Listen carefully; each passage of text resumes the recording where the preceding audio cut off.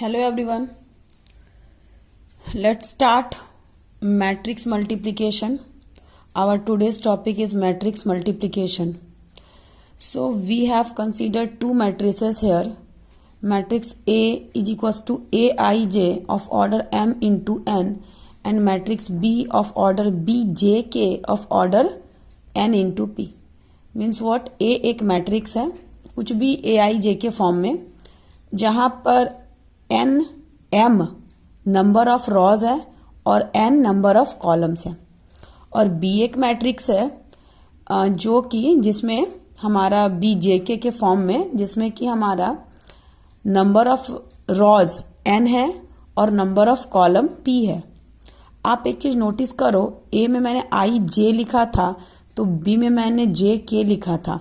और आप एक चीज और नोटिस कर रहे हो कि a का नंबर ऑफ रॉज अगर m है और नंबर ऑफ कॉलम n है और b का नंबर ऑफ रॉज n है और नंबर ऑफ कॉलम p है, इसका मतलब कि a में जितने नंबर ऑफ कॉलम है b में उतने ही नंबर ऑफ रॉ है।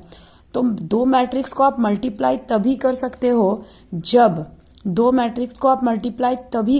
हो जब फर्स्ट मैट्रिक्स का number of column second matrix के नंबर ऑफ रॉ के इक्वल होता है। यानी कि ये जो n है, this n should be equal to this n means the number of column of matrix A is equal to number of rows of matrix B। मतलब कि फर्स्ट मैट्रिक्स का number of column second matrix के number of row के equal होना चाहिए, तभी ये exist करता है। और ए बी का ऑर्डर क्या हो जाएगा? तो पहले का कॉलम और दूसरे का रॉ ये दोनों इक्वल था, ठीक है, तो इसका ऑर्डर हो जाएगा। तो क्या बच जाएगा? जे जे तो इक्वल है तो जे जे कैंसिल हो जाएगा, तो आई के बच गया। अब इसका ऑर्डर क्या हो जाएगा? ये जो सेम है उसको आप कैंसिल करो, this is cancel out with this, ठीक है, तो आपका ऑर्डर हो जाएगा m into P, this m into P, ठीक है। अब आप बोलोगे कि बी ए, तो क्या बी ए एग्जिस्ट करता है? तो बी ए जो होगा वो एग्जिस्ट नहीं करता है। क्यों नहीं एग्जिस्ट करता है पता है? बी को मल्टीप्लाई करना है आपने ए के साथ।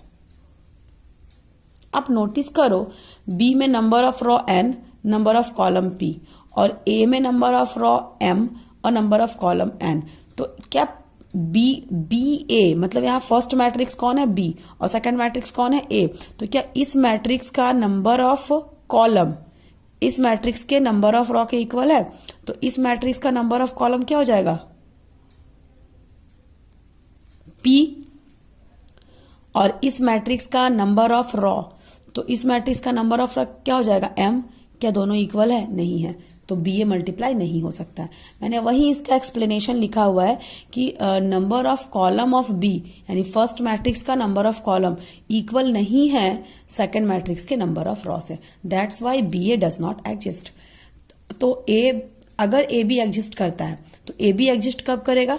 जब पहले वाले का नंबर ऑफ कॉलम दूसरे वाले के नंबर ऑफ रॉ के इक्वल होगा, ठीक है। और उस केस में अगर एग्जिस्ट करता है, मल्टीप्लाई होता है, तो हम लोग ए को क्या बोलते हैं? ए है प्री मल्टीप्लायर मैट्रिक्स और बी है पोस्ट मल्टीप्लायर मैट्रिक्स, ठीक है। तो A B exist if and only if number of column of pre multiplier matrix is equal to number of rows of post multiplier matrix. मतलब first वाले को बोलते हैं प्री मल्टीप्लायर और सेकंड वाले को बोलते हैं पोस्ट मल्टीप्लायर। तो फर्स्ट वाले का नंबर ऑफ कॉलम इक्वल होना चाहिए सेकंड वाले के नंबर ऑफ रॉज से, ठीक है, तो ही ए बी एग्जिस्ट करता है। और उसका ऑर्डर क्या होता है? तो उसका ऑर्डर होता है फर्स्ट वाले का रॉ और सेकंड वाले का कॉलम। मतलब इक्वल क्या होना चाहिए? फर्स्ट वाले का कॉलम और सेकंड वाले का रॉ, ठीक है, फर्स्ट वाले का कॉलम और सेकंड वाले का रॉ, ये इक्वल होना चाहिए। और जो रिक्वायर्ड मैट्रिक्स बनेगा या जो भी डिजायर्ड मैट्रिक्स हमारा आ रहा है उसका ऑर्डर क्या होगा? तो उसका ऑर्डर होगा फर्स्ट वाले का रॉ और सेकंड वाले का कॉलम, ठीक है। चलिए एक एग्जाम्पल से इसको हम लोग देखते हैं। तो चलिए एक एग्जाम्पल लेके आए हैं कि A इज इक्वल्स टू 1 2 3 2 3 1, मतलब एक मैट्रिक्स जिसका ऑर्डर क्या है? 1 2, इसमें 2 रॉज हैं और 1 2 3 कॉलम्स है। बी एक सेकंड मैट्रिक्स है जिसमें 1 2 रॉ कितने हैं, 2 रॉ है, और कॉलम भी कितने हैं, तो 2 कॉलम है। ठीक है, तो क्या ए बी एग्जिस्ट करेगा? देखिए तो आप, ए बी एग्जिस्ट करेगा। ए बी मतलब ए का ऑर्डर क्या है, ए का ऑर्डर 2 × 3 और बी का ऑर्डर क्या है, 2 × 2। ये जो भी है एलिमेंट्स 1 2 3 2 3 1 और यहाँ पे 1 -2 और 2 3। ठीक है, तो ए बी का अगर आप ऑर्डर देखते हो तो प्री मल्टीप्लायर मैट्रिक्स का नंबर ऑफ कॉलम क्या है, 3 है, और पोस्ट मल्टीप्लायर मैट्रिक्स का नंबर ऑफ रॉस क्या है, 2 है। तो क्या ये और ये इक्वल है? ये दोनों इक्वल है क्या?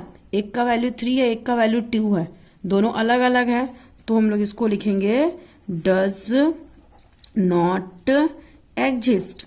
ठीक है, अब अगर हम बी ए निकालते हैं, मान लीजिए हमको क्या निकालना है, बी ए। चलिए बी ए को देखते हैं। बी मतलब क्या, पहले बी वाले को लिखेंगे 1 -2 2 3।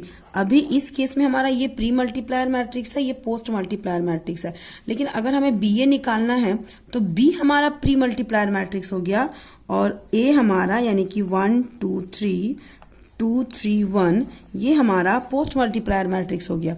This is pre multiplier matrix if we want to find the value of B A. अगर हम बी ए का वैल्यू निकालना चाहते हैं तो this B is what, pre multiplier matrix, and A is what, post multiplier matrix. तो what is the order of B? This is 2/2 and order of A that is 1 2 2/1 2 3।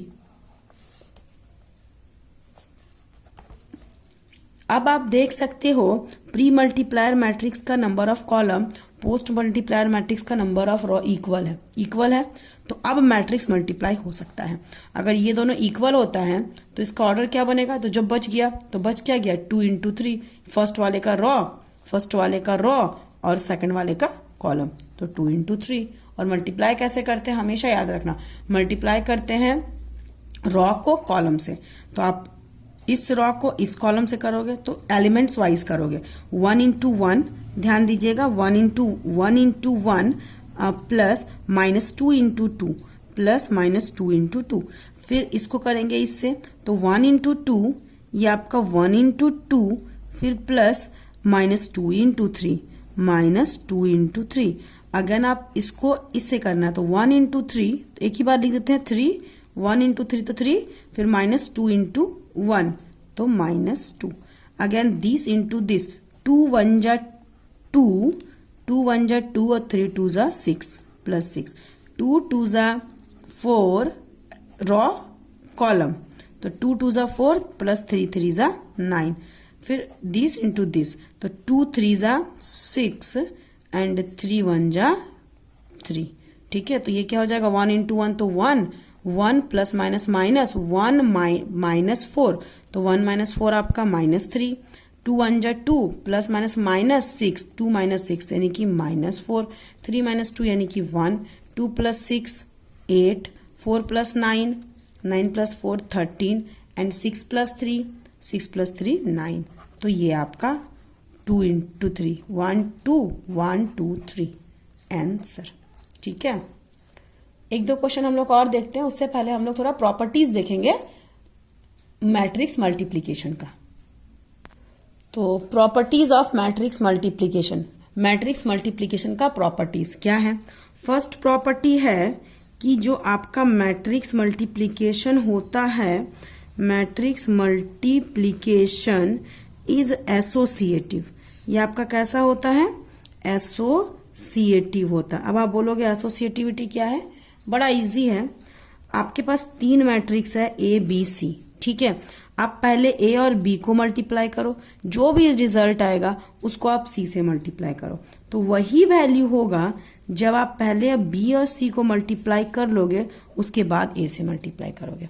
मतलब कि अगर आपको ए बी सी निकालना है,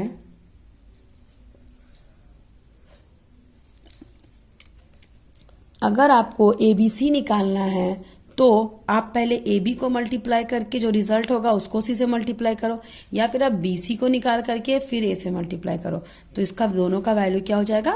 same हो जाएगा। ठीक है, तो मैट्रिक्स मल्टीप्लीकेशन कैसा होता है, एसोसिएटिव होता है। Second property, matrix multiplication is not commutative. Matrix multiplication is not commutative. ठीक है, मैट्रिक्स मल्टीप्लीकेशन जो है वो कम्यूटेटिव नहीं है। कम्यूटेटिव किसको बोलते हैं, ध्यान दीजिएगा। अभी आपने जस्ट देखा पिछले क्वेश्चन में हमारा ए बी नहीं निकला, लेकिन हमारा बी ए निकल गया ना। अभी जस्ट हम लोगों ने जो पिछला क्वेश्चन सॉल्व किया, ठीक है, आपने जब ए बी निकाला तो वो हम अनेबल टू फाइंड, उसको हम निकाल नहीं पाए, लेकिन जब हम लोगों ने बी ए निकाला तो हम लोग का आराम से बी ए निकल गया। ठीक है, तो इस तरीके से जरूरी नहीं है कि ए बी बी ए के इक्वल हो, मतलब ए को मल्टीप्लाई करोगे बी से उसका वैल्यू और बी को मल्टीप्लाई करोगे ए से इसका वैल्यू, दोनों का वैल्यू सेम होना कोनो जरूरी नहीं है। हो भी सकता है, नहीं भी हो सकता है। ठीक है, तो अगर हर केस में होता तो हम बोलते हैं मैट्रिक्स मल्टीप्लीकेशन इज कम्यूटेटिव, लेकिन होता भी है कभी कभी नहीं भी होता है, इसीलिए ये कम्यूटेटिव नहीं है। ठीक है, so matrix multiplication is not commutative. Third में आते हैं हमारा existence of multiplicative identity. Existence of multiplicative identity. Existence of multiplicative identity क्या है, तो आप किसी भी यूनिट मैट्रिक्स को आई को मल्टीप्लाई करो किसी मैट्रिक्स से, या फिर किसी मैट्रिक्स को मल्टीप्लाई करो यूनिट मैट्रिक्स से, इसका वैल्यू इटसेल्फ मैट्रिक्स ही होता है। मतलब कि यूनिट मैट्रिक्स आपका काम करता है, unit matrix is treated as one. आप यूनिट मैट्रिक्स को किस तरीके से लोगे, वन के हिसाब से लोगे। ठीक है, जैसे हम लोग किसी भी नंबर को वन से मल्टीप्लाई करते हैं, किसी भी नंबर को, लाइक 2 है, 3 है, 4 है, आप 4 को 1 से मल्टीप्लाई करोगे तो वैल्यू क्या आएगा, 4 को 1 से मल्टीप्लाई करेंगे तो ऑब्वियसली 4 आएगा, या 1 को 4 से मल्टीप्लाई करोगे तो भी 4 आएगा। तो मैट्रिक्स मल्टीप्लीकेशन भी क्या है, एग्जिस्ट करता है मल्टीप्लीकेटिव आइडेंटिटी को। तो आई इंटू ए, आई इंटू कोई मैट्रिक्स या कोई मैट्रिक्स इंटू आई, ये हमेशा उस मैट्रिक्स के ही इक्वल होगा। तो मतलब I is treated as 1।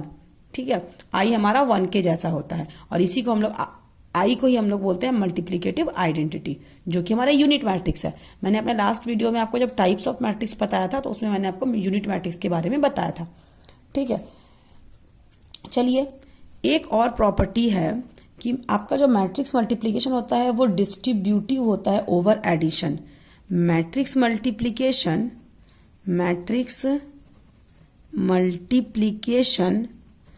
Is distributive. ये कैसा होता है, डिस्ट्रीब्यूटिव होता है ओवर एडिशन। ठीक है, ओवर एडिशन ये डिस्ट्रीब्यूटिव होता है। ओवर एडिशन डिस्ट्रीब्यूटिव मतलब मान लीजिए एक मैट्रिक्स ए है, इसको हम बी प्लस सी के साथ मल्टीप्लाई कर रहे हैं, तो इसको लिख सकते हैं ए बी प्लस का प्लस बी सी। इसी को बोलते हैं मल्टीप्लीकेशन ओवर एडिशन। पहले मल्टीप्लीकेशन किए उसके बाद एडिशन किए, तो matrix multiplication is distributive over addition. तो ये 4 प्रॉपर्टी है, बड़ा इजी सा है। ठीक है, अच्छा एक और प्रॉपर्टी है जीरो। किसी भी मैट्रिक्स को अगर हम 0 से मल्टीप्लाई करेंगे तो वो 0 ही हो जाएगा। ठीक है, तो ये 5 प्रॉपर्टी। चलिए 5वां बताते हैं, उससे पहले एक बार जल्दी से इसको क्विक रिवीजन कर लेते हैं कि मैट्रिक्स मल्टीप्लीकेशन जो है एसोसिएटिव है। एसोसिएटिव कहने का मतलब क्या है कि अगर आपके पास 3 मैट्रिक्स है, लाइक ए बी सी है, तो आप ए बी को मल्टीप्लाई करो उसके बाद सी से मल्टीप्लाई करना, या फिर पहले बी सी को मल्टीप्लाई करो उसके बाद ए से मल्टीप्लाई करना, सबका वैल्यू हमेशा सेम आता है। ठीक है, मैट्रिक्स मल्टीप्लीकेशन जो होता है वो कम्यूटेटिव नहीं होता है, मतलब आपका ए बी बी ए के इक्वल नहीं होता है। मल्टीप्लिकेटिव आइडेंटिटी एग्जिस्ट करता है, मतलब कि आई को हम लोग ट्रीट करते हैं मल्टीप्लिकेटिव आइडेंटिटी, और आई को मल्टीप्लाई करो ए के साथ या ए को मल्टीप्लाई करो आई के साथ, दोनों ही केस में उसका वैल्यू क्या होता है, ए के बराबर होता है। ठीक है, और मैट्रिक्स मल्टीप्लिकेशन जो होता है वो डिस्ट्रीब्यूटिव होता है ओवर एडिशन। मतलब आप अगर ए को बी प्लस सी से मल्टीप्लाई कर रहे हो तो आप इसको ऐसे भी लिख सकते हो कि A B plus B C. ठीक है, एक 0 एलिमेंट 0 से मल्टीप्लाई करने पे क्या होता है, तो किसी भी मैट्रिक्स को 0 से मल्टीप्लाई करने पे उसका वैल्यू 0 होता है। If a matrix is multiplied by zero, अगर हम किसी मैट्रिक्स को मल्टीप्लाई करते हैं जीरो से, then it will be zero matrix. तो ये कैसा मैट्रिक्स हो जाएगा? Zero matrix. मान लीजिए एक मैट्रिक्स ए है, एक मैट्रिक्स ओ है, मतलब एक कोई भी मैट्रिक्स है लाइक 1 2 3 4 2x2 का है ना, और जीरो भी मान लीजिए एक 2x2 का जीरो मैट्रिक्स है, ठीक है। तो इसका ऑर्डर क्या है? 2x2। आप देख रहे हो इसका भी ऑर्डर क्या है? 2x2। तो पहले वाले का कॉलम और दूसरे वाले का रॉ इक्वल है, इसका मतलब मैट्रिक्स मल्टीप्लाई हो सकता है। उसका ऑर्डर क्या हो जाएगा? फर्स्ट वाले का रॉ यानी कि 2 और सेकंड वाले का कॉलम यानी कि 2। अब मल्टीप्लाई कैसे करोगे आप?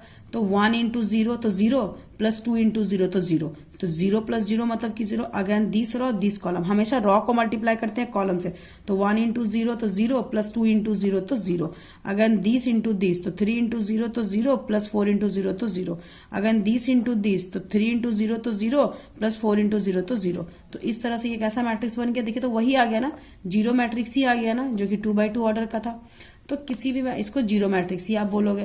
तो किसी भी मैट्रिक्स को अगर आप जीरो मैट्रिक्स से, किसी भी मैट्रिक्स को अगर आप जीरो मैट्रिक्स से मल्टीप्लाई करते हो तो रिजल्ट आपका क्या आता है? जीरो मैट्रिक्स आता है, ठीक है। चलिए एक सिंपल सा और एक एग्जांपल लेते हैं जिसमें एक और मैट्रिक्स को मल्टीप्लाई करते हैं हम लोग। सपोज आपका A इज इक्वल्स टू कुछ भी आप मैट्रिक्स ले लीजिए 1 2 3 और B इक्वल्स टू ले लीजिए सपोज 1 2 3, ठीक है।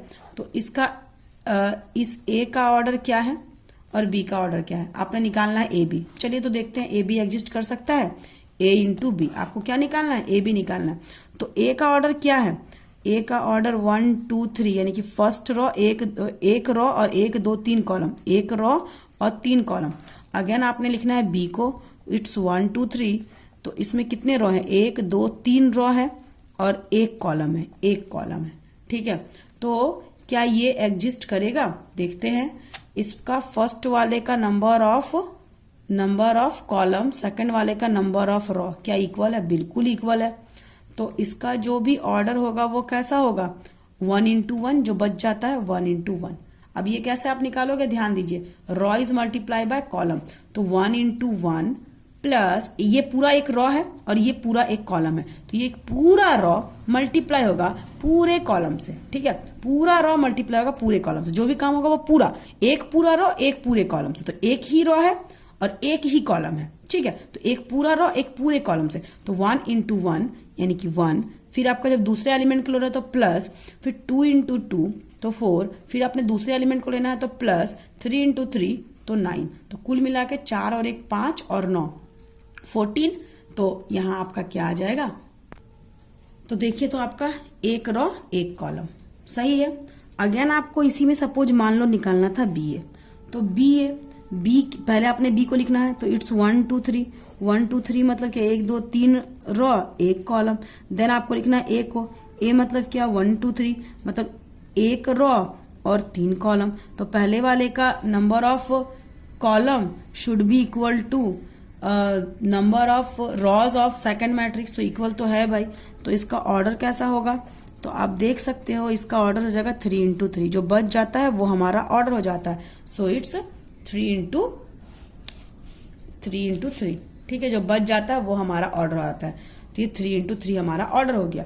अब इसको कैसे करते हैं? हमेशा आप याद रखना, रॉ कॉलम के साथ 1 इंटू 1 तो 1, अगेन रॉ कॉलम के साथ 1 इंटू 2 तो 2, अगेन रॉ कॉलम के साथ 1 इंटू 3 तो 3।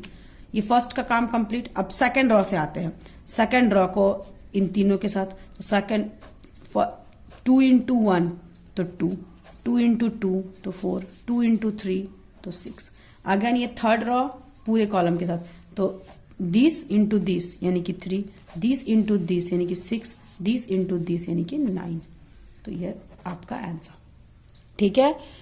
चलिए ये तो हो गया। आप लोग एक दो एग्जाम्पल खुद बनाओगे, मैं एक दो क्वेश्चन आप लोग को दे देती हूँ। आपका a इक्वल्स टू 1 2 3 4 5 6 है, और आपका b इज इक्वल्स टू, इसमें कितने रॉ कितने कॉलम है? 1 2 3 रॉ और 2 कॉलम, ठीक है।